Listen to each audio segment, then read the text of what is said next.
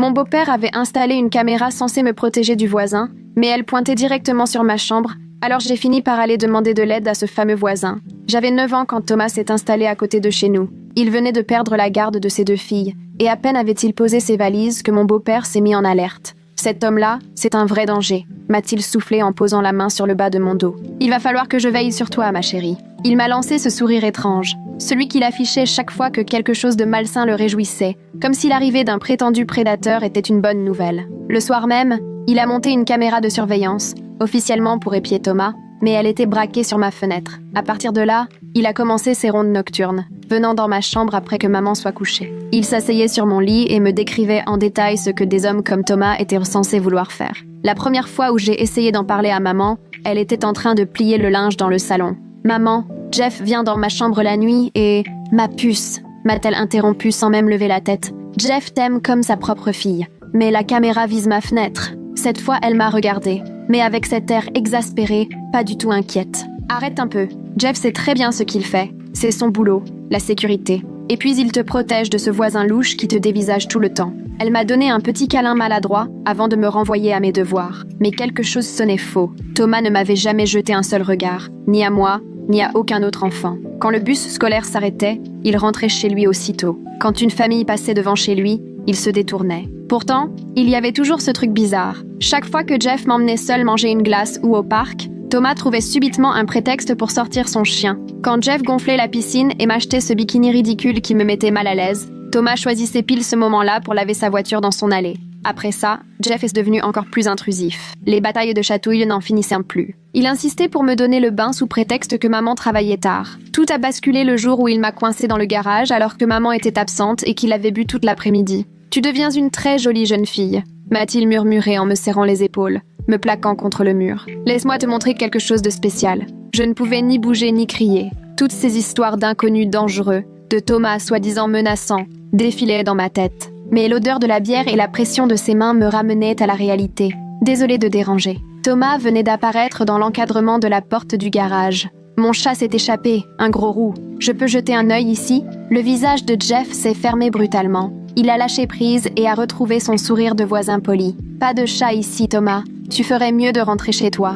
Mais Thomas a insisté. Je l'ai vraiment vu filer par ici. Je vais juste regarder derrière ces cartons. Je t'ai dit de partir, a lancé Jeff, la voix sèche. Je veux seulement retrouver mon chat, a rétorqué Thomas, parfaitement calme. Profitant de leur confrontation, je me suis précipitée vers la sortie et j'ai filé à l'intérieur pendant qu'ils se jaugeaient. Ce soir-là, maman et Jeff m'ont convoqué pour une discussion solennelle. Thomas voulait soi-disant détruire notre famille. Je ne devais surtout pas lui parler. Et il fallait faire confiance à Jeff qui pensait avant tout à mon bien. Mais je n'en croyais pas un mot, parce que tout ce que je ressentais, c'est que Thomas m'avait sauvée. Le lendemain, quand je l'ai croisé en promenant son chien, les mots me sont sortis tout seuls. Jeff fait des trucs. Il me touche et... Je sais, a soufflé Thomas doucement. J'ai tout noté. Il m'a alors emmené au commissariat pour tout raconter. Mais là-bas, rien ne s'est passé comme je l'espérais. Au lieu d'écouter ce que j'avais à dire sur mon beau-père, les policiers ont éclaté de rire. Ils se sont tournés vers Thomas. Arrêtez de manipuler cette gamine. Jeff Morrison est irréprochable. Il entraîne les filles au softball. Il tient une boutique solidaire. Jamais il ne ferait ça. Par contre, vous, vu votre passé, c'est logique de vous retrouver ici avec une gamine. J'ai essayé de prendre la défense de Thomas, de raconter ma version, mais une policière m'a prise à part pour m'interroger, uniquement sur Thomas. Elle ne voulait rien entendre sur Jeff. Rien de ce que je pouvais dire ne la faisait changer d'avis. Finalement, ils nous ont renvoyés tous les deux, non sans menacer Thomas de l'arrêter s'il revenait faire un signalement. Apparemment, ils ont prévenu Jeff tout de suite après notre départ, car en rentrant, il était déjà là avec maman, assis dans le salon. Le visage de maman était cramoisi de colère. Elle m'a attrapé par les épaules, m'a secoué. Tu te rends compte de ce que les gens vont penser? Tu pourrais détruire la réputation de Jeff avec tes histoires. Je l'ai vu derrière elle, me fixant, la main posée sur son pantalon. Cette nuit-là, il est venu dans ma chambre. Je ne raconte pas ce qui s'est passé, mais quand il a enfin quitté la pièce, je pouvais à peine bouger. Je suis restée là, figée, incapable de pleurer ou même de parler. Et puis, quand tout le monde a enfin dormi, j'ai fait ce que je n'avais jamais osé. J'ai ouvert ma fenêtre aussi discrètement que possible et je me suis faufilée dehors. Il fallait que je trouve de l'aide. J'ai traversé la cour dans l'obscurité, boitillant jusqu'à la maison de Thomas, et j'ai frappé doucement à la porte de derrière. Quand il a ouvert, c'est là que je les ai vues. Ces deux filles, assises sur le canapé du salon, le corps couvert de bleu. Mon cœur s'est arrêté. Sur leurs bras et leurs jambes, des marques violettes, jaunes, toutes fraîches, qui m'ont donné la nausée. La peur m'a glacée. Est-ce que Thomas leur faisait du mal, lui aussi? Avais-je fui un monstre pour tomber sur un autre? La plus grande, 7 ans à tout casser, m'a vue la première. Elle a écarquillé les yeux, puis a bondi du canapé pour courir vers moi. J'ai reculé, prête à prendre la fuite, mais elle a parlé. « Papa, elle va bien ?» Elle saigne. La petite, 5 ans à peine, l'a suivie en répétant « Elle est très blessée, papa, comme nous quand maman. »« Les filles, allez dans votre chambre », a dit Thomas d'une voix douce, mais pressante. Elles ont hésité, nous regardant l'un après l'autre, un air inquiet sur le visage. « Mais papa, elle a besoin d'aide, comme nous. Tu te souviens quand tu nous as trouvés chez maman et... Alexandra, emmène ta sœur à l'étage, s'il te plaît. Je vais m'occuper d'elle. » Les filles sont montées à contre-cœur, mais la plus jeune m'a serré la main avant de partir. « Ça va, notre papa aide les gens. Il nous a sauvés de maman. » Leurs paroles me tournèrent dans la tête pendant que Thomas m'installait doucement sur le canapé. Mes jambes tremblaient tellement que je peinais à tenir debout. Il est allé chercher une couverture, me l'a posée sur les épaules, et s'est assis en face de moi, gardant ses distances. « Il faut que j'appelle une ambulance », a-t-il dit en sortant son téléphone. « Non, le mot m'a échappé. Ils vont me renvoyer là-bas. Maman ne me croirait pas. Les policiers pensent déjà que tu mens. » Thomas a reposé son téléphone, lentement, les mains légèrement tremblantes. « Mais tes blessures, tes filles ?»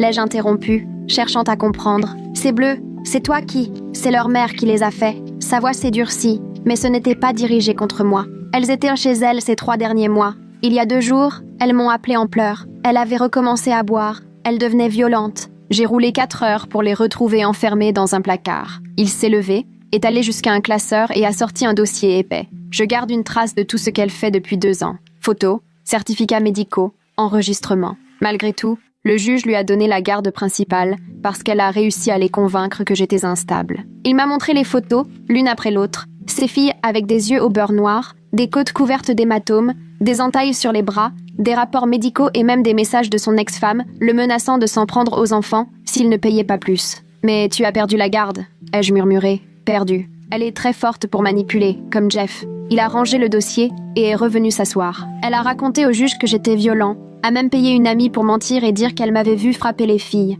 Le tribunal l'a cru parce que... Il s'est arrêté, passant une main nerveuse dans ses cheveux. J'ai un passé, rien à voir avec des enfants, mais assez pour que, quand elle m'a fait passer pour dangereux, ça colle. Un silence pesant s'est installé. J'ai resserré la couverture autour de moi. « Il faut qu'on garde une trace de ce que Jeff t'a fait », a dit Thomas prudemment. « Des photos de tes blessures, tout ce dont tu te souviens, écris-le. On va constituer un dossier qu'ils ne pourront pas ignorer. Ils nous ont déjà ignorés une fois. C'était un premier essai. On ne lâchera rien. » Il a pris un carnet et un stylo. « Commence depuis le début, à partir de quand Jeff a commencé à... » Un claquement de portière a résonné dehors. On s'est figés tous les deux. Par la fenêtre, j'ai aperçu le pick-up de Jeff dans mon allée, en avance par rapport à d'habitude. La voiture de maman s'est garée juste derrière. Il sait que je ne suis pas là, ai-je soufflé. Thomas s'est déplacé vite, mais calmement. « Les filles !» a-t-il appelé en haut de l'escalier. « Pas un bruit, restez dans votre chambre. » Il m'a entraîné jusqu'à la cuisine, loin des regards. « Personne ne peut légalement t'obliger à rentrer ce soir. Tu es blessé, tu déclares des violences. Mais ils vont tout faire pour t'y contraindre. » Moins d'1 minute plus tard, des coups violents ont retenti sur la porte d'entrée. « Thomas, ouvre! Je sais qu'elle est là !» La voix de Jeff résonnait dans toute la maison. Thomas m'a jeté un coup d'œil. « Tu veux que je réponde ?» J'ai acquiescé, trop terrorisé pour parler. Il s'est approché de la porte sans l'ouvrir. « Elle est en sécurité, Jeff. Rentre chez toi. »« En sécurité ? Tu l'as enlevée. Ouvre cette porte ou j'appelle la police. »« Je t'en prie, vas-y, » a répliqué Thomas d'un ton tranquille. « Je leur montrerai ses blessures. » Silence. Puis la voix de maman, tremblante, perçante. « S'il te plaît, Thomas, elle est perdue. Elle invente des histoires. Laisse-moi juste ramener ma fille. Tu sais très bien qu'elle n'invente rien. » Nouveau silence. Puis Jeff, plus bas, plus menaçant. « Tu ne sais pas à qui tu t'attaques. Je connais du monde, des gens haut placés. Tu crois que perdre tes enfants, c'était dur ? Je vais t'achever. Tout ce que tu dis est enregistré. » a annoncé Thomas. « Continue. Menace-moi encore. » Jeff a frappé la porte si violemment que le chambranle a vacillé. « C'est terminé pour toi. Tu m'entends ? Terminé. » On les a entendus s'éloigner en se disputant. La voix de maman a surgi à nouveau. « On ferait mieux d'appeler la police, qu'ils règlent ça. Tais-toi, » a coupé Jeff. « Tu veux vraiment que tout le monde sache que ta fille est une menteuse, qu'elle a des problèmes ? Je vais m'en occuper. »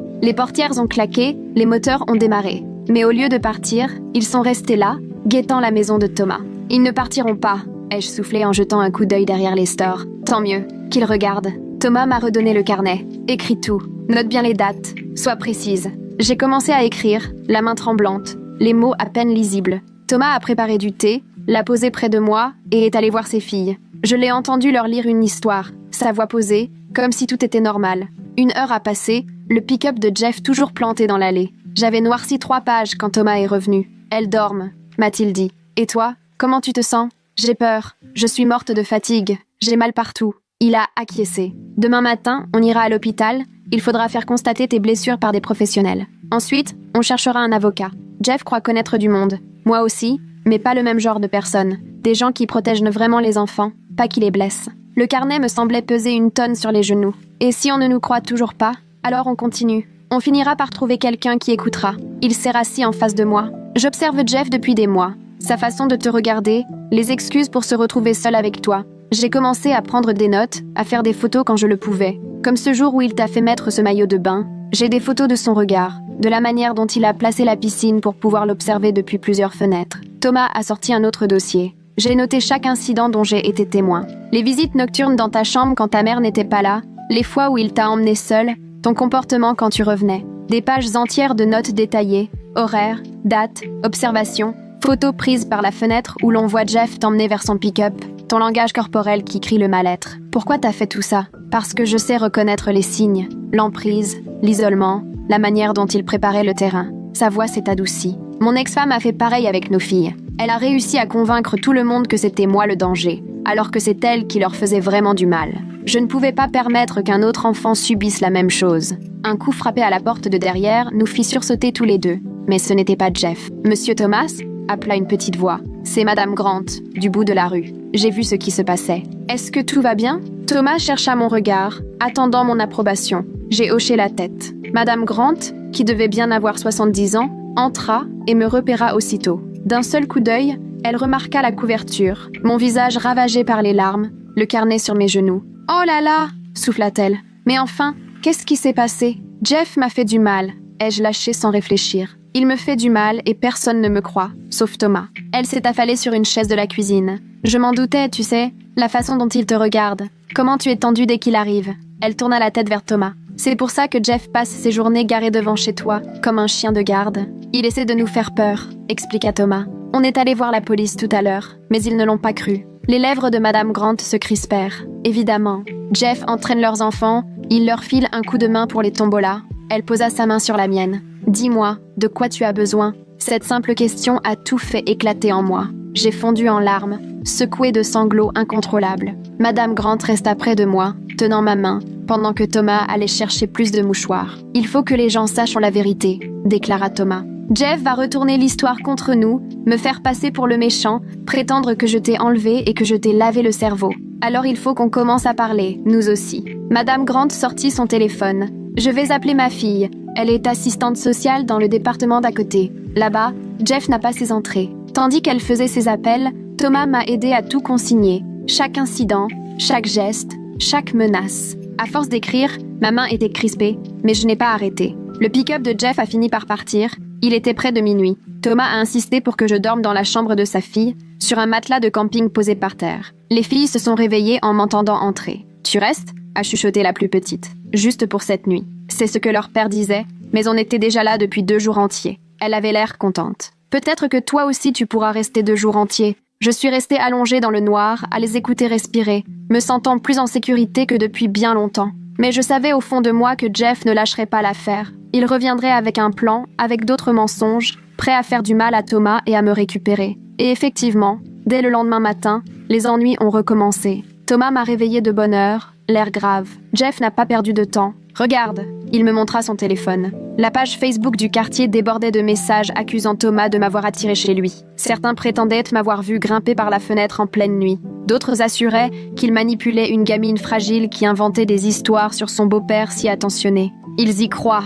ai-je murmuré en faisant défiler les commentaires soutenant Jeff. « Certains, oui, mais regarde là. » Il me montra quelques messages qui prenaient notre défense. Madame Grant nous soutenait, et d'autres disaient aussi avoir remarqué des choses. Ce n'est pas tout le monde. Les filles descendirent, encore en pyjama. « On peut avoir des crêpes ?» demanda l'aînée. « Dans 1 minute, Alexander. D'abord, je veux que vous compreniez quelque chose toutes les deux. » Thomas s'accroupit pour leur parler à hauteur d'yeux. « Aujourd'hui, des gens vont sûrement dire des horreurs sur papa. Mais vous savez la vérité, pas vrai ? Elles hochèrent la tête, très sérieuses. « Tu sauves les gens, » dit la plus jeune, « comme tu nous as sauvés de maman. » Voilà, et parfois, quand on essaie de sauver les autres, certains se mettent en colère. Une voiture s'arrêta devant la maison. Par la fenêtre, j'aperçus une femme en tailleur descendre, suivie de Madame Grant. « C'est ma fille, Nathaniel », annonça Grant quand Thomas les fit entrer. Elle a roulé 2 heures pour venir. Nathaniel avait des airs de sa mère, la même mâchoire volontaire. Elle m'adressa un regard et son expression se fit plus douce. « Je suis référente protection de l'enfance », expliqua-t-elle. « Ça veut dire que je dois faire un signalement sur ce qui t'est arrivé. Mais je peux le faire dans mon département, là où Jeff n'a aucune influence. »« Ils vont juste me renvoyer chez moi », ai-je objecté. « Pas si on fait les choses bien. D'abord, il faut t'emmener à l'hôpital, tout consigner dans le détail. Ensuite, on dépose des signalements auprès de plusieurs organismes. L'aide sociale à l'enfance, la police, tous ceux qui voudront bien entendre ton histoire. Jeff va affirmer que Thomas t'a enlevé, mais on prouvera le contraire. Thomas, tu as des caméras de sécurité ? Il opina. Elle montre qu'elle est venue de son plein gré, blessée et cherchant de l'aide. Parfait, il nous faudra ces images.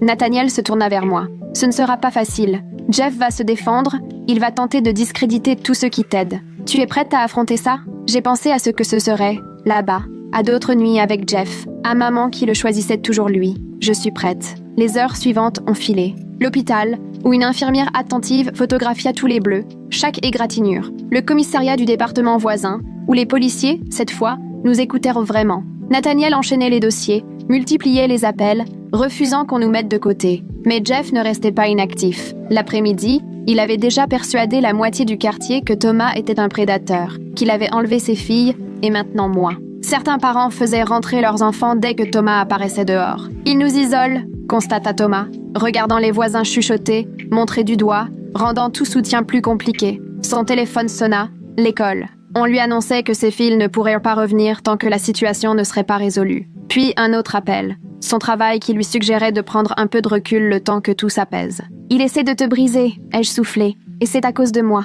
« Non, il cherche à t'étouffer. Ce n'est pas pareil. » Mais je voyais bien la lassitude sur son visage. Ses filles, elles, regardaient des dessins animés, sans se douter que leur univers se rétrécissait peu à peu. Ce soir-là, tout a basculé. Nous étions à table quand des cris ont retenti dehors. Un groupe de voisins s'était rassemblé dans le jardin de Jeff, suspendu à ses paroles. Ça fait 3 jours qu'il garde ses filles. La voix de Jeff résonnait au loin. Il refuse que leur mère les voie. À présent, ma belle-fille est chez lui, et il ne rate pas une occasion de lui monter la tête avec des mensonges à mon sujet. On devrait appeler l'ASE, a suggéré quelqu'un. C'est déjà fait, a affirmé Jeff sans ciller, mentant comme il respirait. Ils enquêtent, mais ça prend du temps. En attendant, nos enfants ne sont pas en sécurité. Thomas a tiré les rideaux, mais on les entendait toujours à l'extérieur. Ils organisaient l'un des rondes, surveillaient à la maison de Thomas, persuadés de protéger leurs enfants contre le prétendu danger qui vivait à côté. « Papa ?» demanda Alexander, l'air inquiet. « Il parle de toi ?»« Oui, mon cœur, mais souviens-toi de ce que je t'ai expliqué. Parfois,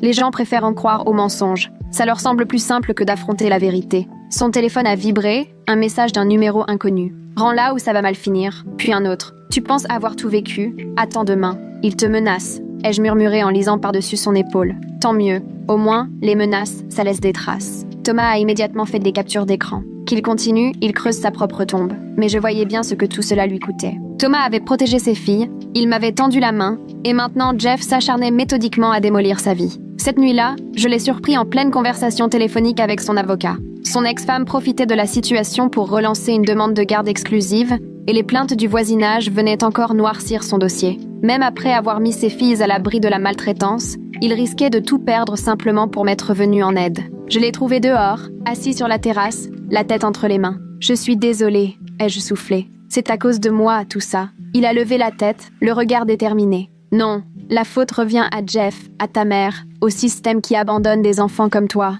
Tu n'as rien fait de mal. Mes filles s'en sortiront. Je me suis battue pour elles. Je le referai s'il le faut. » Il a esquissé un sourire fatigué. Et puis, Nathaniel dit qu'on a un dossier en béton. L'hôpital a tout consigné. La police locale prend l'affaire au sérieux. Jeff va bientôt avoir bien plus à gérer que des rumeurs. Comme pour confirmer ses paroles, le téléphone s'est remis à sonner. C'était Nathaniel, dont la voix vibrait d'excitation à travers le haut-parleur. La police d'État passe à l'action ce soir. Ils veulent cueillir Jeff avant qu'il ne fasse disparaître des preuves ou qu'il n'intimide d'autres témoins. Ils seront là d'ici 1 heure. Mon cœur battait la chamade. C'était le moment ou jamais. Tout allait se jouer là. Soit on serait enfin cru, soit, et s'il arrive à les embobiner eux aussi, ai-je demandé. Impossible, a assuré Nathaniel. Ce sont les bonnes personnes qui s'occupent de l'affaire. Des policiers formés à repérer ce genre de prédateurs. On a patienté, les yeux rivés sur l'horloge. 40 minutes, 50. Soudain, des gyrophares bleus et rouges ont éclaboussé la rue de Lumière. Mais ce n'est pas chez Jeff qu'il s'arrêtait. La voiture de police s'est garée devant chez Thomas. Mon estomac s'est noué lorsque les portières se sont ouvertes et que 2 policiers sont sortis, le visage fermé sous les éclats lumineux. Thomas m'a serré l'épaule doucement, puis il s'est dirigé vers l'entrée. « Reste ici avec les filles », m'a-t-il soufflé. « Quoi qu'il advienne, retiens bien qu'on est dans notre droit. » Mais en ouvrant la porte, j'ai vu Jeff derrière les policiers, arborant un air faussement inquiet. Mon sang s'est glacé. « Officier, Dieu merci que vous êtes là », lança Jeff, la voix dégoulinante d'une inquiétude surjouée. Ma belle-fille a disparu depuis plus de 24 heures. Cet homme lui bourre le crâne de calomnie à mon propos. L'officière principale, une grande femme aux cheveux poivre et sel, balaya Jeff et Thomas du regard. « Monsieur, nous avons reçu un signalement disant que vous hébergez une mineure en fugue et 2 enfants retirés à leur mère. Ce sont mes filles, répondit Thomas d'un ton posé. J'ai des documents prouvant que leur mère les maltraitait. Quant à cette jeune fille, elle est venue chercher refuge ici après avoir été agressée par son beau-père. Le visage de Jeff se déforma en une mimique de détresse savamment étudiée. Voyez, il l'a montée contre moi. J'élève cet enfant depuis 3 ans. J'entraîne les équipes de softball de ses copines. Vous pouvez demander à tout le quartier. Je suis un pilier ici. Le second policier, plus jeune, une imposante moustache et l'air mal à l'aise, prit la parole. Nous devons voir les enfants, monsieur. Tous les enfants. Thomas hésita, puis s'écarta. Ils sont à l'intérieur, mais je refuse qu'il reste seul avec lui, désignant Jeff du doigt. Dans le salon, Alexandra et sa sœur se sont blotties contre moi, sentant la tension qui régnait. L'officière balaya la pièce du regard, observa les bleus qui s'estompèrent sur les filles, mon carnet resté sur la table basse, la couverture dans laquelle je m'étais roulée la veille. « Elle doit rentrer chez elle », déclara Jeff en tendant la main vers moi. Sa mère est morte d'inquiétude. Je me suis reculée brusquement, l'officière ne le manqua pas. « Mademoiselle, vous êtes blessée ?» Avant que je ne puisse répondre, Jeff coupa la parole. Elle a toujours été théâtrale. Elle invente des histoires pour attirer l'attention. C'est pour ça qu'on envisage une thérapie. J'ai les rapports d'hospitalisation de ce matin, répliqua Thomas en sortant un dossier. On y a consigné ses blessures. Et voici des photos des blessures de mes filles, causées par leur mère. L'officière jeta à peine un œil au document. Cela relève du tribunal de la famille, monsieur. Pour l'instant, nous devons raccompagner cette jeune fille chez ses tuteurs légaux. Mais il m'a fait du mal. Les mots m'ont échappé. Il vient dans ma chambre la nuit. Il me touche. Elle est confuse, coupa Jeff, toujours aussi maître de lui. Thomas lui a mis ses idées en tête. Il a perdu la garde de ses propres enfants. Ça devrait vous mettre la puce à l'oreille, non? L'officière s'est accroupie devant moi. Ma chérie, est-ce que monsieur Thomas t'a touché de façon déplacée? Non, Thomas. C'est Jeff qui... Officier, intervint une fois encore Jeff. Ma femme m'a envoyé des messages. Notre fille a eu des comportements inquiétants ces derniers temps. Elle raconte n'importe quoi à l'école. Cherche à attirer l'attention. Nous pensons que Thomas la manipule, qu'il abuse de sa vulnérabilité. Il leur montra son téléphone, exhibant ce qui ressemblait à une conversation avec ma mère. J'ai compris, la gorge serrée, qu'il s'était préparé à ce moment depuis longtemps, fabriquant de fausses preuves pendant que nous, on tentait de rassembler les vrais. Le jeune policier lut les messages, l'air de plus en plus fermé. « Monsieur, dit-il à Thomas, je vais vous demander de sortir un instant, le temps qu'on fasse le point. Je ne laisserai pas ces enfants seuls avec lui, répondit Thomas sans faiblir. Vous refusez d'obtempérer aux instructions de la police? La main de l'officier glissa machinalement vers sa ceinture au moment précis où Nathaniel fit irruption, suivi de Madame Grant. Officier, je suis assistante sociale pour le département du comté de Riverside. Je suis ici pour documenter ce dossier. Cet enfant m'a confié avoir été victime de graves violences de la part de son beau-père. Un éclair traversa le visage de Jeff, dévoilant brièvement sa colère avant qu'il ne redevienne impassible. Encore des personnes qu'il a réussi à manipuler, je m'y attendais, il s'entoure de complices pour donner du crédit à ses mensonges. J'ai des preuves, lança Nathaniel en brandissant son téléphone. Ces photos ont été prises ce matin à l'hôpital général de Riverside. Les ecchymoses sont compatibles avec une agression. Certainement des marques qu'elle s'est faites elle-même, rétorqua Jeff sans attendre. Ou alors Thomas l'a poussée à se faire du mal pour me faire accuser à tort. Officier, chaque minute qu'elle passe avec lui, il l'éloigne un peu plus de sa famille. L'officier se redressa, visiblement hésitant. Nous devons suivre la procédure. L'enfant doit être remise à ses tuteurs légaux tant que l'enquête est en cours. Non! Je m'agrippai au bras de Thomas. Je vous en supplie, ne me renvoyez pas là-bas. Il va encore me faire du mal. Vous voyez, elle se met dans tous ses états, ajouta-t-il. Voilà ce que je disais. Thomas l'a complètement retourné contre nous. Les filles de Thomas fondirent en larmes, s'accrochant désespérément à leur père. La scène était chaotique. Des enfants en pleurs, les adultes qui s'affrontaient, la police qui tentait de garder la main. Au milieu de ce tumulte, Jeff affichait une mine soucieuse, incarnant à la perfection le beau-père inquiet. « Calmez-vous, tous !» lança l'officier d'une voix ferme. Puis elle se tourna vers Thomas. « Monsieur, je comprends vos préoccupations, mais sans décision d'un juge, nous sommes obligés de rendre la mineure à ses représentants légaux. Alors obtenez une ordonnance du tribunal, » intervint Nathaniel. « Je vais demander une garde d'urgence. Laissez-nous 24 heures. » « Sa mère est déjà en route pour venir la chercher, » annonça Jeff. « Elle est bouleversée. Elle n'a pas fermé l'œil depuis la disparition de sa fille. » Comme pour appuyer ses dires, la voiture de maman se gara devant la maison. Quand elle en descendit, j'eus un choc. Elle avait visiblement pleuré. Son maquillage avait coulé, ses cheveux étaient en désordre. Elle ressemblait à l'image même d'une mère affolée, bien loin de celle qui avait ignoré mes appels à l'aide. « Mon bébé !» cria-t-elle en courant vers moi. « Dieu merci, tu vas bien ! J'ai eu tellement peur !» Je reculai, mais elle me serra dans ses bras avec une force étouffante. « Maman, je t'en supplie, c'est Jeff qui m'a fait du mal. Il faut que tu me crois. Chut, mon ange, tout va bien maintenant. Tu es perdu. Thomas t'a monté la tête, mais tu es en sécurité. » Par-dessus son épaule, je croisai le regard de Jeff, un rictus satisfait au coin des lèvres. Il savait qu'il avait remporté la manche. « Madame ?» demanda alors l'officier à maman. « Votre fille a-t-elle déjà fait ce genre d'accusation ?» La réponse de maman fut impeccable. « Elle traverse une période difficile. Elle est en pleine crise d'adolescence. On pense que c'est lié à mon divorce avec son père biologique. Jeff a toujours fait preuve de beaucoup de patience avec elle. » C'est faux. Je me débattais dans ses bras. « Tu sais ce qu'il fait ? Tu ne peux pas l'ignorer. » « Officier, » supplia Thomas. « J'ai des preuves, des mois d'observation, des photos, des notes. Cet enfant est réellement en danger. Et moi, j'ai une ordonnance d'éloignement. » coupa Jeff en sortant d'autres papiers. « Déposé ce matin même. Cet homme harcèle ma famille, prend ma belle-fille en photo, nous surveille. » Les policiers examinèrent rapidement les documents et je vis leur attitude changer, adhérant sans réserve à la version de Jeff. Thomas blêmit, comprenant que la partie était perdue. « Monsieur, il va falloir vous tenir à l'écart de cette famille, » déclara l'officier à Thomas. « Et nous allons prévenir l'aide sociale à l'enfance concernant la situation de vos filles. Mes filles sont victimes de maltraitance, » insista Thomas. « Chez les décisions de justice, les dossiers médicaux, nous examinerons tout cela, » trancha l'officier. « Mais pour l'instant, cet enfant doit rentrer chez elle. » Maman m'entraîna vers la sortie. Je plantai mes talons dans le sol, m'accrochant désespérément aux meubles, refusant de me laisser faire. « Non, je vous en supplie, il va me faire du mal. Thomas, ne les laisse pas m'emmener. » Thomas voulut intervenir, mais l'officier s'interposa. « Monsieur, je vous prie de ne pas intervenir. »« Papa !»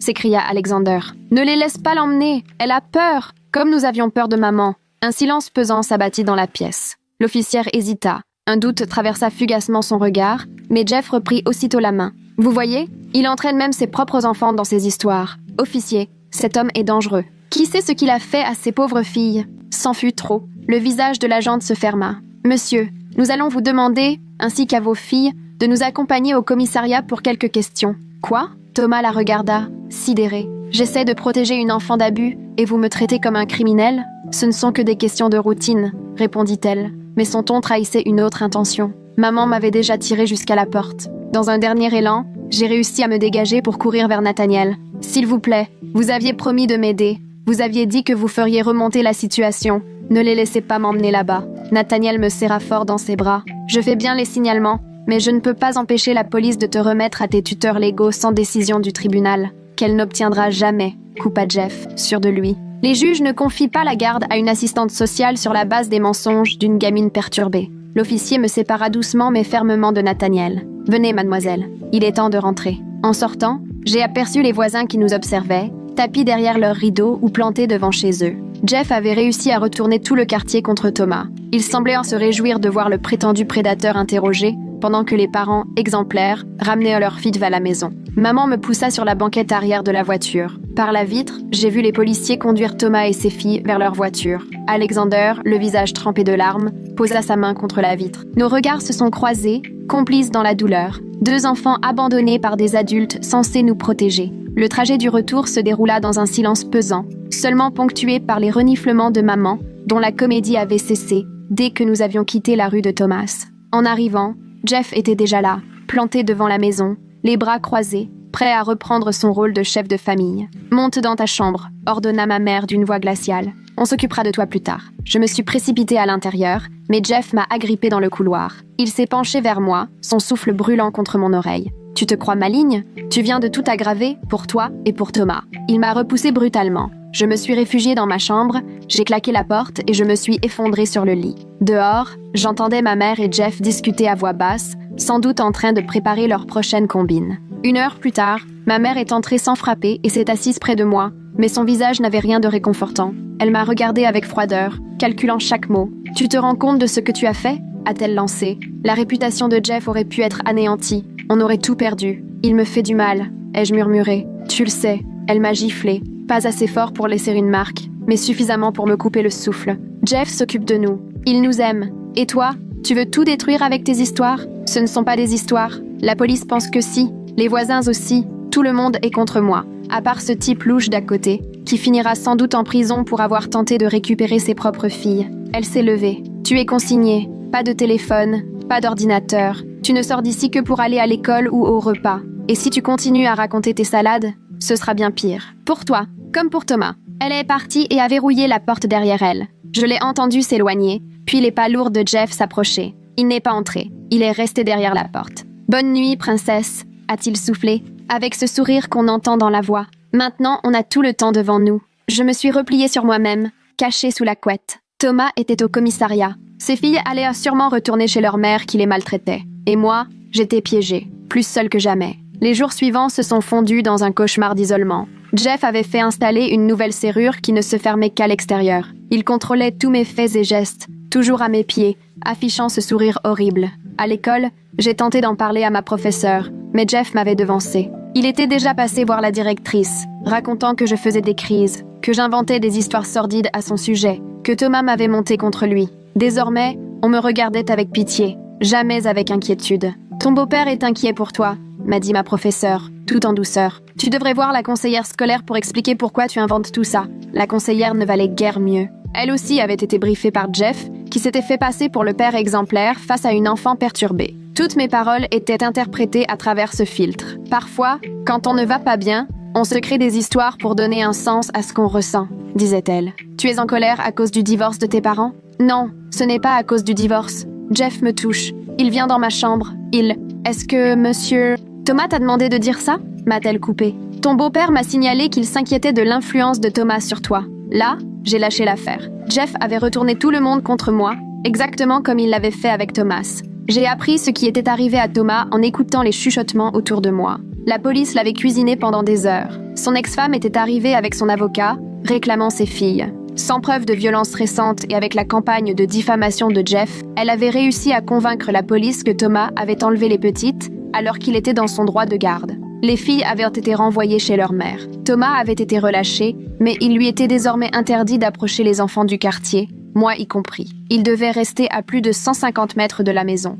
Mais Thomas n'a pas baissé les bras. Je le voyais parfois promener son chien juste à la limite du périmètre. Il regardait la maison, et moi j'essayais de lui faire signe depuis ma fenêtre. Mais Jeff avait repéré le manège. On dirait que Thomas ne comprend pas les messages, m'a-t-il glissé un soir, planté derrière moi à la fenêtre. Je vais peut-être devoir le lui expliquer. Le lendemain, les pneus de la voiture de Thomas ont été crevés. Le jour d'après, le mot « prédateur » a été tagué sur sa porte de garage. Jeff, bien sûr, avait des alibis en béton pour chaque incident. Il était au travail, entouré de témoins. Mais je savais que c'était lui, tout comme je savais qu'il était à l'origine des ennuis de Thomas au boulot, des lettres anonymes à son employeur, des accusations sur son comportement avec les enfants. 2 semaines après mon retour forcé à la maison, tout a basculé. Jeff avait repris ses visites nocturnes, chaque fois pire. J'avais essayé de bloquer la porte avec des meubles, mais il avait tout déplacé pendant mon absence. Cette nuit-là, j'ai entendu ses pas s'approcher dans le couloir, mais j'ai aussi perçu un autre bruit, un léger tapotement à la fenêtre. Je me suis précipitée et j'ai aperçu Madame Agrant dans le jardin,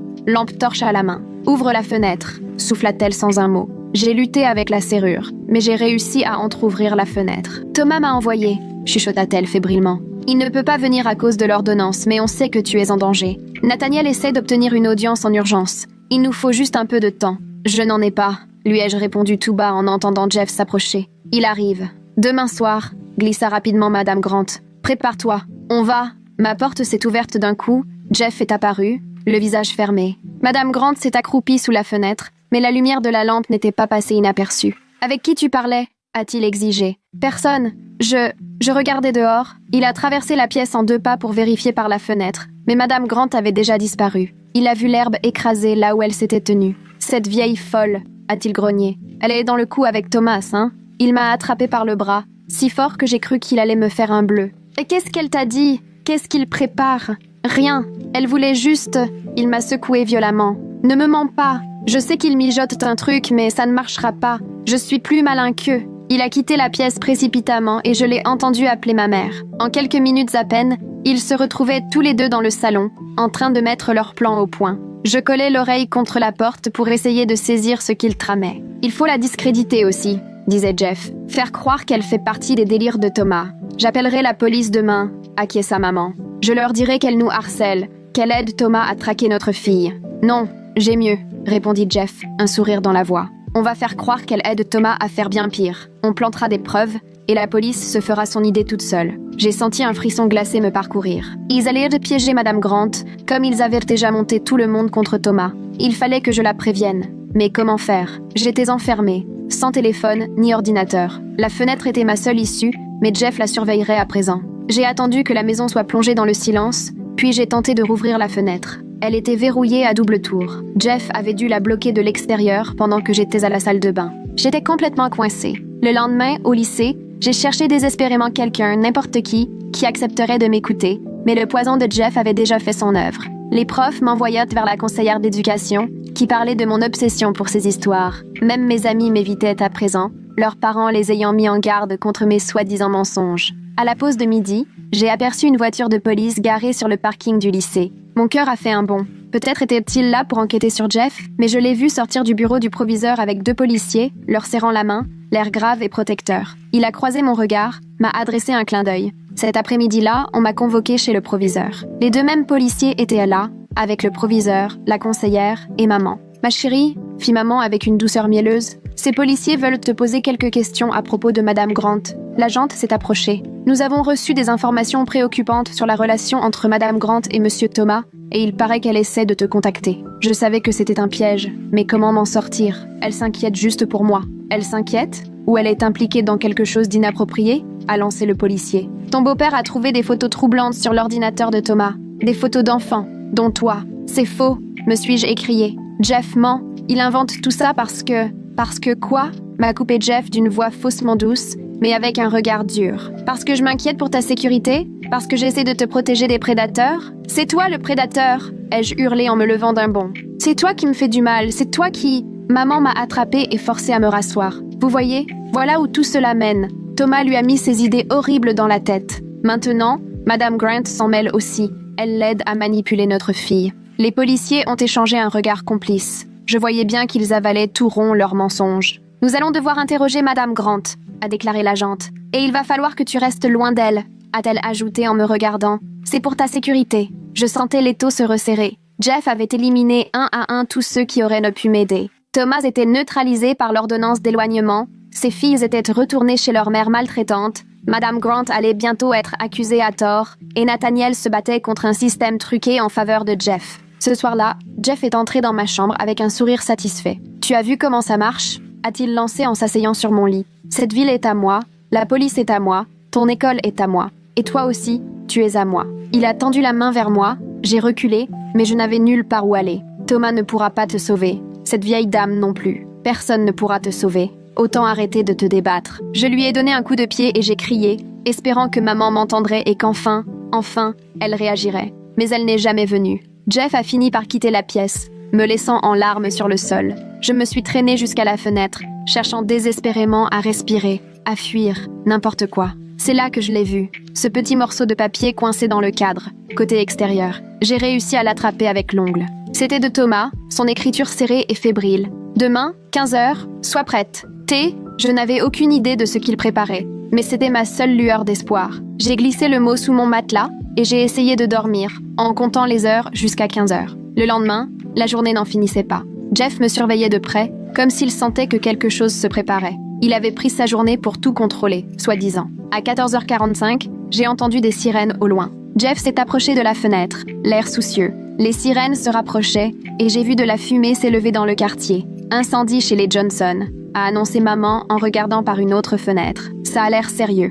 Jeff a pesté. Les Johnson habitaient 3 maisons plus loin, assez près pour que les pompiers veuillent évacuer les habitations voisines par précaution. Effectivement, quelques minutes plus tard, un pompier a frappé à notre porte. « Madame, Il faut évacuer tout le monde pendant qu'on gère la situation. Bien sûr, a répondu maman en attrapant son sac. Chérie, mets tes chaussures. Jeff restait méfiant, mais il n'allait pas discuter avec les pompiers. En sortant, j'ai scruté la foule de voisins rassemblés dans la rue. Là, tout au bout de la limite imposée par l'ordonnance, Thomas, debout, les yeux braqués sur moi. Dans le tumulte de l'évacuation, entre les pompiers qui s'affairaient et les voisins qui s'agitaient, Jeff avait du mal à me garder à l'œil tout en jouant le citoyen modèle. J'ai commencé à m'éloigner de mes parents, me rapprochant d'un groupe d'enfants du quartier. Jeff a remarqué mon manège et s'est précipité vers moi, mais un pompier l'a arrêté pour lui demander des détails sur les canalisations de gaz. C'était le moment ou jamais. J'ai pris la fuite, zigzagant à travers la foule. J'entendais Jeff hurler derrière moi, maman criait mon nom, mais je n'ai pas ralenti. Thomas m'a aperçu et s'est mis en mouvement,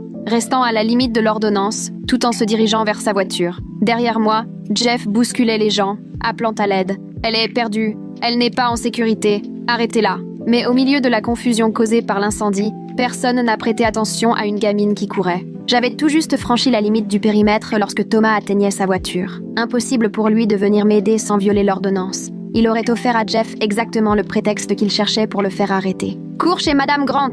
a lancé Thomas. « Nathaniel t'attend, il a des papiers !» J'ai filé à gauche, courant à perdre haleine vers la maison de Madame Grant, 2 rues plus loin. Derrière moi, Jeff, renonçant à appeler à l'aide, s'était mis à ma poursuite. Il était plus rapide, il gagnait du terrain. J'avais les poumons en feu, les jambes en coton après des semaines enfermées. J'entendais ses pas qui se rapprochaient, son souffle haletant, mauvais. La maison de Madame Grant est finalement apparue. La porte était grande ouverte. Nathaniel m'attendait sur le perron, accompagné d'une femme tirée à 4 épingles. « Vite !» m'a appelé Nathaniel. Je me suis raccrochée à mes dernières forces, mais la main de Jeff a frôlé mon dos, tentant d'attraper mon t-shirt. J'ai réussi à me dégager, trébuchant sans tomber. Plus que quelques mètres. Je t'ai attrapé. Sa main s'est refermée sur mon bras, m'attirant en arrière. Mais on était déjà dans le jardin de Madame Grant, et la femme en tailleur est intervenue. « Lâchez-la, Monsieur Morrison. Je suis la juge Patricia Hawkins, tribunal de la famille. Je viens de signer une ordonnance de protection d'urgence. » Jeff a lâché prise, abasourdi. « Quoi?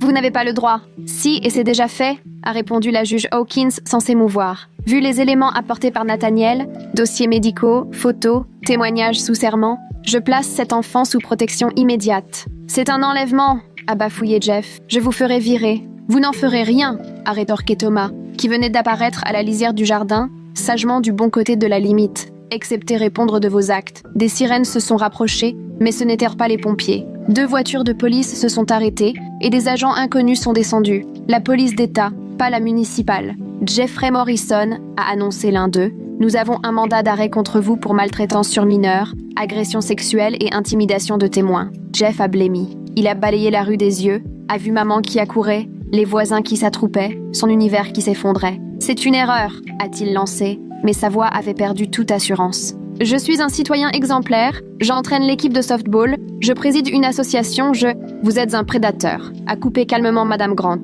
Et nous avons des preuves. Les policiers se sont approchés, menottes à la main. Jeff a encore tenté de se défendre. Elle ment. Ils mentent tous. C'est Thomas qui les manipule. Fouillez son ordinateur. Vous verrez. Il cache des choses. On a déjà vérifié son ordinateur, a répondu un policier. On y a retrouvé les preuves que vous y avez placées hier. Sur la clé USB, il y a vos empreintes. Et vous l'avez acheté avec votre carte bancaire. C'est ainsi qu'on a remonté jusqu'à vous. Jeff était resté bouche bée, figé comme un poisson hors de l'eau. Derrière lui, maman s'était stoppée au milieu de la rue, le visage pétrifié. « Maman ?» ai-je appelé, espérant encore qu'elle me soutienne, même maintenant. Elle m'a regardée, puis a vu Jeff qu'on me notait, puis les voisins qui observaient. J'ai vu l'instant où elle a fait son choix. « C'est un malentendu », a-t-elle déclaré en se précipitant vers Jeff. « Ma fille a des problèmes. Elle invente n'importe quoi. Jamais Jeff ne ferait une chose pareille. »« Madame », l'a interrompu la juge Hawkins, « les blessures de votre fille sont nombreuses et parfaitement documentées, en accord avec des maltraitances. Plusieurs témoins se sont présentés. Votre mari a été pris en flagrant délit de fabrication de fausses preuves pour accuser un innocent. Ce n'est pas un malentendu. » Le visage de maman s'est fermé, non pas par remords, mais de colère contre moi. « Tu as tout gâché », a-t-elle soufflé. « Notre vie, notre réputation, tout. »« Non », a répondu Thomas, la voix ferme. « C'est Jeff qui a tout détruit, et vous l'avez laissé faire. Votre fille a survécu malgré vous deux. » Les policiers d'État ont emmené Jeff, qui s'égosillait encore, menaçait, se posait en victime, mais plus personne ne l'écoutait. Le masque était tombé. Les voisins qui avaient enfui Thomas semblaient honteux.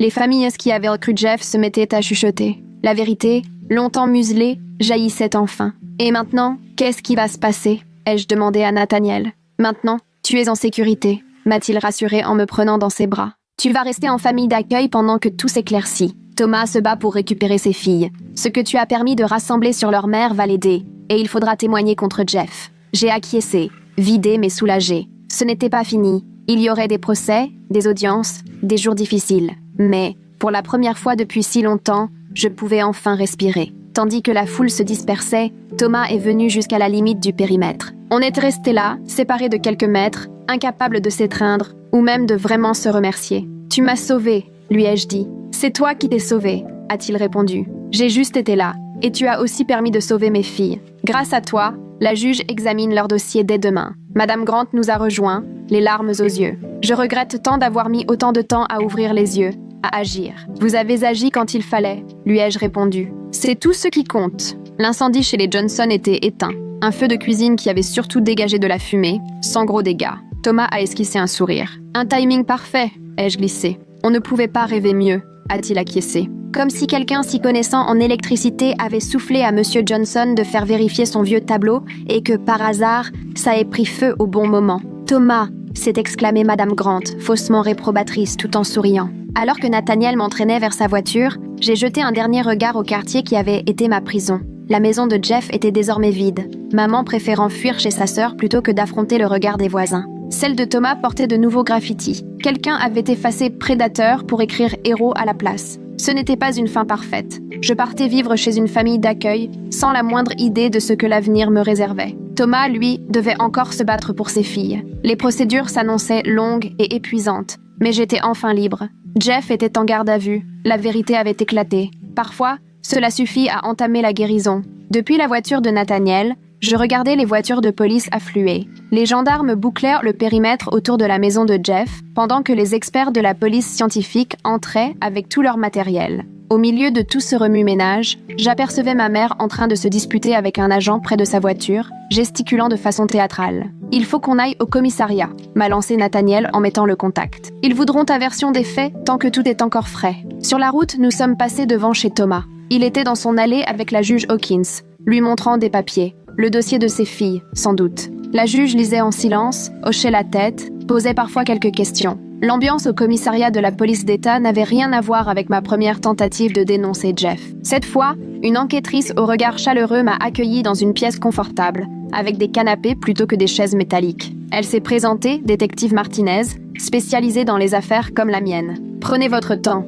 m'a-t-elle invitée en installant un dictaphone. « Nous avons toute la journée si besoin. » J'ai parlé durant 3 heures, racontant chaque détail, chaque incident, chaque fois où Jeff m'avait blessé. Martinez ne m'a jamais interrompu, ne m'a jamais fait sentir qu'elle doutait de moi. Elle prenait des notes, posait juste quelques questions, tout en douceur, pour préciser certains points. Quand j'ai eu fini, elle avait les larmes aux yeux. « Vous êtes très courageuse », a-t-elle soufflé. « Votre témoignage, avec les preuves réunies par Thomas et les documents médicaux, nous donne un dossier solide. » Pendant que je déposais, les informations fusèrent dans le quartier. Nathaniel recevait des messages en continu. L'ordinateur de Jeff avait été saisi, la police avait récupéré les images des caméras cachées dans ma chambre, des heures entières d'enregistrement. La clé USB qui avait servi à piéger Thomas contenait aussi des traces d'autres fichiers, accablant. « Il va en prendre pour un bon moment », a murmuré Nathaniel. Ce soir-là, j'ai été placée d'urgence chez les Nguyen, une famille d'accueil âgée qui accueillait des enfants depuis 20 ans, à l'autre bout de la ville. Madame Nguyen m'a préparé une soupe, pendant que Monsieur Nguyen installait une chambre pour moi. « Ici, il n'y a pas de verrou sur les portes », m'a-t-il dit doucement. « Tu viens et tu repars comme tu veux. » Cette première nuit, j'ai dormi d'un sommeil haché, sursautant au moindre bruit, mais personne n'est venu troubler ma porte. Personne n'a essayé de me faire du mal. Le lendemain matin, tout s'est enchaîné très vite. Nathaniel est venu me chercher tôt pour un rendez-vous avec la procureure. Patricia Chen, une femme vive, m'a expliqué la suite des événements. Jeff s'est vu refuser la remise en liberté sous caution, m'a-t-elle annoncé. Il est considéré comme un risque de fuite et un danger pour la communauté. Le procès n'aura pas lieu avant plusieurs mois, mais notre dossier est solide. « Et maman ?» ai-je demandé. Le visage de Patricia s'est fermé. Elle est poursuivie comme complice. Les preuves montrent qu'elle savait pour les violences et qu'elle n'a rien fait pour te protéger. Elle est en liberté sous caution mais n'a pas le droit de te contacter, ni de s'approcher de toi. Après l'entretien, Nathaniel m'a ramené dans mon ancien quartier. J'avais besoin de voir Thomas et de le remercier comme il se doit. L'ordonnance restrictive ayant été levée depuis l'arrestation de Jeff, je pouvais enfin lui rendre visite. La maison de Thomas semblait transformée. Les graffitis insultants avaient disparu, recouverts d'une nouvelle couche de peinture blanche. Les voisins, ceux-là même qui l'avaient rejeté, étaient venus l'aider à réparer ses pneus crevés et remettre en état son jardin. Thomas se tenait sur son perron avec ses filles, qui étaient rentrées à la maison. Les deux petites avaient en déjà meilleure mine et jouaient avec de nouveaux jouets sous le regard attentif de leur père. « Tu as réussi !» me suis-je écrié en courant vers lui. Il m'a serré fort dans ses bras. On a réussi, tous ensemble. Alexander et sa sœur nous ont rejoints pour partager cette accolade, et nous sommes restés là, enlacés, comme 4 rescapés enfin unis. Madame Grant est sortie de la maison voisine, un plat à la main. « Pour votre dîner ?» a-t-elle dit à Thomas, puis elle s'est tournée vers moi. « Comment tu tiens le coup, ma chérie ?»« Ça va mieux », ai-je répondu sincèrement. « Les Nguyen sont adorables. Ce sont des gens formidables, a-t-elle confirmé. Je les connais depuis des années. Tu seras en sécurité chez eux. En une journée, le quartier avait changé du tout au tout. Les parents qui avaient interdit à leurs enfants de s'approcher de Thomas venaient désormais lui présenter des excuses, certains même les larmes aux yeux. La femme qui voulait appeler les services sociaux lui a apporté des biscuits, pleurant de remords. « J'aurais dû voir », a-t-elle dit. Jeff était tellement persuasif, mais on aurait dû se douter. Thomas est resté digne, mais j'ai vu la tristesse dans son regard. Ces gens avaient failli le briser à cause des mensonges de Jeff. L'après-midi même, j'ai eu mon premier rendez-vous avec une psychologue spécialisée dans les traumatismes. Le docteur Patel n'avait rien à voir avec la conseillère scolaire qui m'avait ignorée. Elle m'a écoutée sans jamais juger et m'a donné des outils pour affronter mes cauchemars et mon anxiété. La guérison n'est jamais un long fleuve tranquille, m'a-t-elle dit. Il y aura des hauts et des bas, c'est tout à fait normal. Les Nguyen faisaient preuve d'une patience infinie. Si je me réveillais en hurlant, Madame Nguyen me préparait du thé et restait à mes côtés jusqu'à ce que je me calme. Quand certains plats me rappelaient Jeff et qu'il m'était impossible d'en manger, Monsieur Nguyen se lançait dans de nouvelles recettes. L'école, elle, était devenue un véritable défi. L'arrestation de Jeff s'était vite ébruitée. Certains élèves me regardaient avec pitié, d'autres avec curiosité. Mon enseignante est venue s'excuser longuement de ne pas m'avoir cru. « Je suis censée signaler toute suspicion de maltraitance », m'a-t-elle dit, les larmes aux yeux. « Je t'ai laissé tomber et je m'en veux. » Le directeur a organisé une réunion pour sensibiliser les élèves à la détection des violences et à l'importance d'en parler. C'était bien tard, mais au moins il faisait un pas en avant. 2 semaines après le début de ma nouvelle vie, j'ai dû comparaître devant un grand jury. J'étais morte de peur, mais Patricia Chen m'avait parfaitement préparée. J'ai expliqué sans détour tout ce que Jeff m'avait fait subir, tout ce que ma mère avait choisi d'ignorer. Le grand jury a décidé d'inculper les deux. Thomas est venu témoigner à son tour, avec toutes les preuves qu'il avait méticuleusement rassemblées. Sa documentation détaillée dressait un portrait implacable du comportement de prédateur de Jeff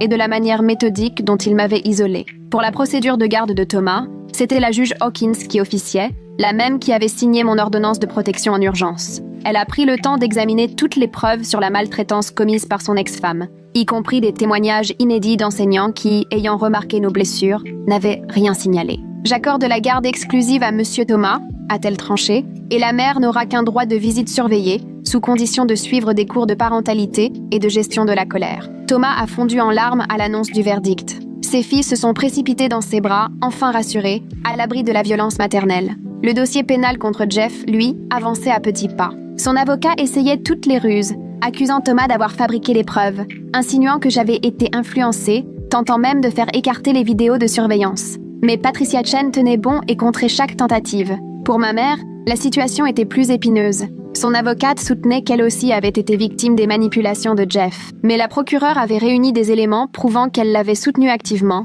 qu'elle m'avait menacée pour que je garde le silence, qu'à maintes reprises, elle avait préféré Jeff à ma sécurité. 3 mois après l'arrestation de Jeff, j'ai été appelée à témoigner lors de l'audience préliminaire. Le voir arriver en combinaison orange, menotté, méconnaissable, avait quelque chose de complètement irréel. Il m'avait toujours paru tellement fort, indétrônable. Là, ce n'était plus qu'un homme abattu, enchaîné. J'ai passé 2 heures à la barre, à décrire les violences en détail. L'avocat de Jeff a tout essayé pour me déstabiliser, suggérant que je m'embrouillais, que Thomas m'avait monté la tête. Mais je suis restée droite, sans vaciller. Thomas m'a sauvée, ai-je affirmé. Jeff m'a fait du mal, ce sont les faits. La juge a estimé que les preuves étaient suffisantes pour renvoyer Jeff devant un tribunal. Son avocat a tenté de négocier un accord dès la fin de l'audience. Mais Patricia Chen a refusé tout compromis en dehors d'une peine de prison ferme. Le procès de ma mère s'est tenu en premier. Il a fallu que je témoigne, cette fois sur ce qu'elle savait et sur sa complicité. C'était bien plus douloureux que de témoigner contre Jeff. Malgré tout,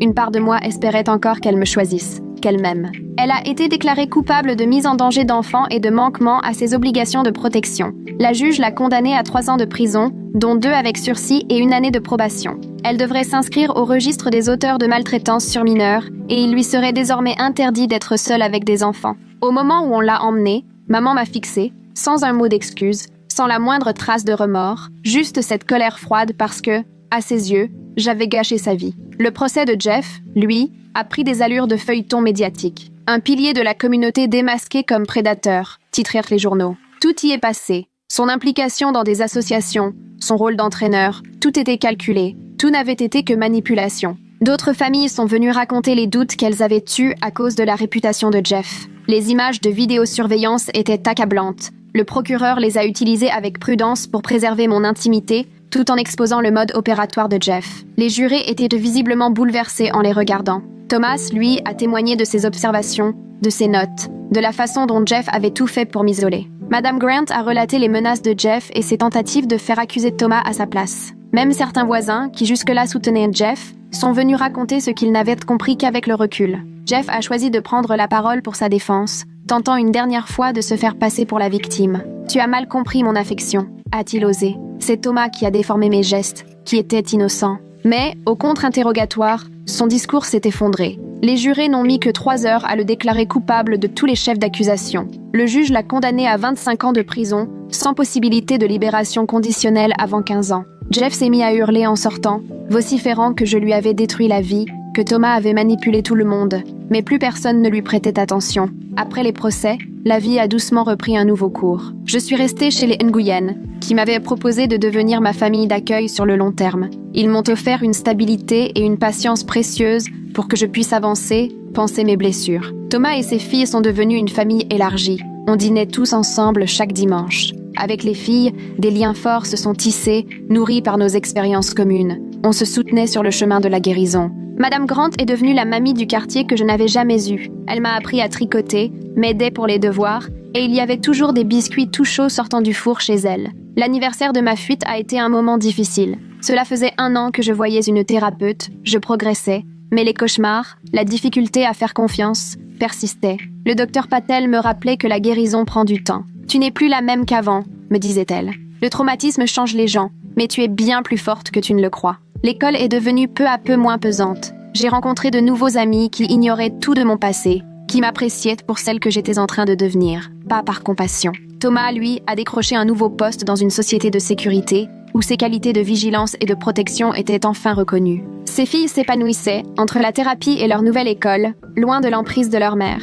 Le quartier a changé aussi. La maison de Jeff a été vendue, une jeune famille s'y est installée, sans rien savoir de l'histoire. La communauté s'est montrée plus attentive, plus à l'écoute des enfants qui osaient en parler. J'ai pris la parole à plusieurs réunions de quartier pour sensibiliser à la reconnaissance des abus, à l'importance de croire les enfants, au danger des prédateurs qui se dissimulent derrière une image irréprochable. Ce n'était pas facile, mais c'était indispensable. 2 ans après la condamnation de Jeff, j'ai pris la parole lors d'un congrès réunissant travailleurs sociaux et policiers pour partager mon histoire, raconter comment le système m'avait d'abord laissé tomber et comment la volonté d'une seule personne de faire éclater la vérité m'avait finalement sauvée. Thomas a vu ce que tout le monde refusait de voir, ai-je expliqué. Il a tout mis en jeu pour protéger une enfant qui n'était même pas la sienne. C'est exactement ce dont nous avons besoin. Les Nguyen m'ont adopté officiellement le jour de mes 16 ans, et ce jour-là, la salle d'audience débordait de ceux qui étaient devenus ma véritable famille. Thomas et ses filles, Madame Grant, Nathaniel, même l'inspectrice Martinez et Patricia Chen. La juge Hawkins, celle-là même qui avait signé mon ordonnance de protection d'urgence des années plus tôt, a présidé l'adoption. « Ça me fait tellement plaisir de te voir t'épanouir », a-t-elle soufflé en signant les papiers qui faisaient de moi une Nguyen à part entière. Le soir même, on a fait la fête chez Thomas. Tout le quartier s'était déplacé, y compris ceux qui, autrefois, l'avaient regardé de travers, et qui célébraient maintenant notre force et le fait qu'on s'en était tous sortis. « Tu as sauvé mes filles », m'a confié Thomas en observant ses enfants jouer au milieu des autres. « C'est ton courage à témoigner qui m'a donné les preuves pour les protéger. On s'est sauvés ensemble, lui ai-je répondu. En voyant ma famille choisie, j'ai repensé à tout ce qui aurait pu basculer si Thomas n'avait pas été notre voisin, s'il n'avait pas prêté attention, s'il n'avait pas pris tous ces risques pour moi. Jeff purgeait sa peine et ne représentait plus un danger. Quant à ma mère, elle a disparu après sa libération, s'est envolée à l'autre bout du pays et elle ne me manque pas. Les cicatrices sont là, aussi bien sur le corps que dans la tête. Il m'arrive encore de me réveiller la nuit, paniquée, et certains jours, la confiance me fait défaut, mais je progresse, entourée de gens qui, eux, m'aiment et veillent vraiment sur moi. Voilà ce que c'est, survivre.